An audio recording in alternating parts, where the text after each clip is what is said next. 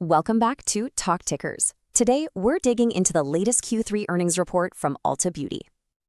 So let's get right into it. Ulta Beauty's third quarter, wow, they absolutely knocked it out of the park. A huge beat, they raised their guidance, so you'd think the stock would soar, right?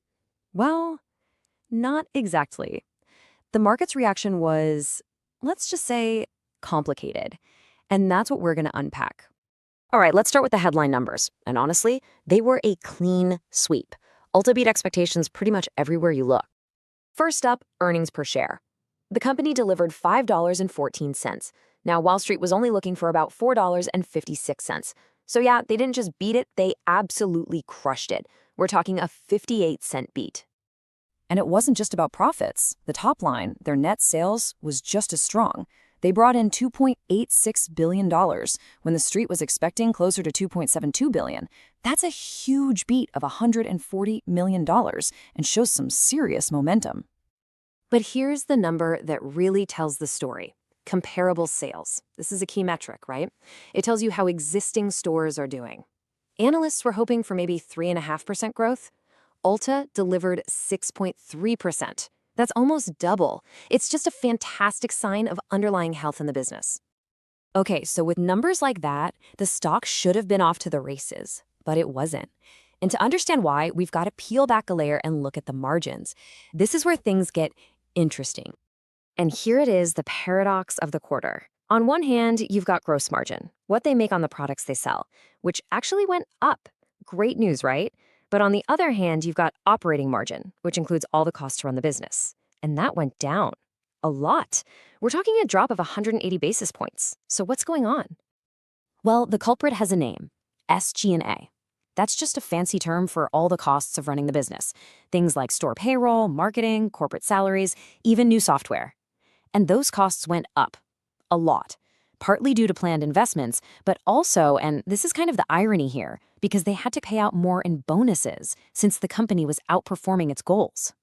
So you might think management would get a little cautious, right? With costs going up? Nope.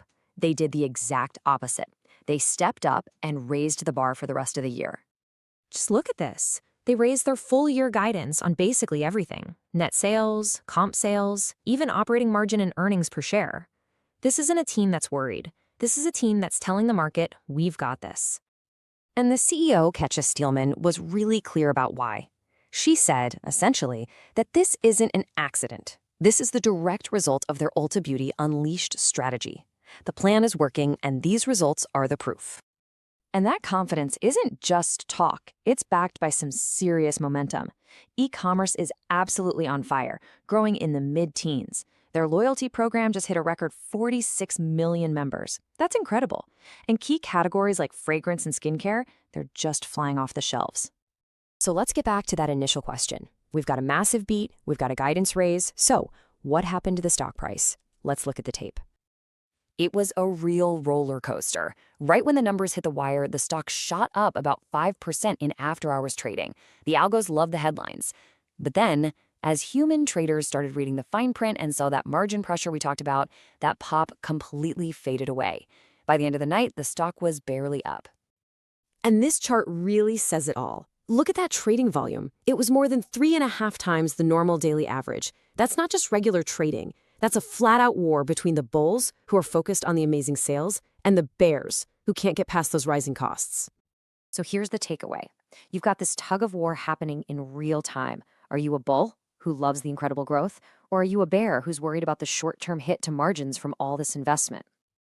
And whenever you see that kind of indecision in the market, that disconnect between amazing results and a stock price that's just treading water, well, that's where opportunity can pop up.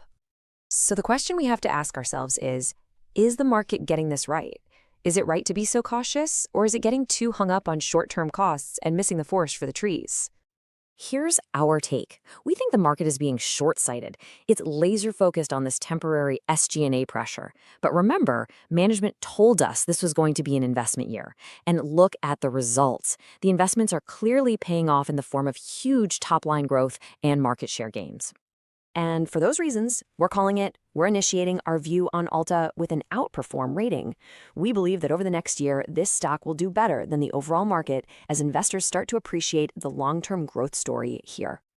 So what does that mean in practice? We see a path for the stock to get into the high 500s. The big catalyst is going to be a strong holiday quarter that proves their guidance was solid. Now, is there risk? Of course. The main one is that if they can't get those costs under control next year, the bears might be right. But for now, the momentum is on their side.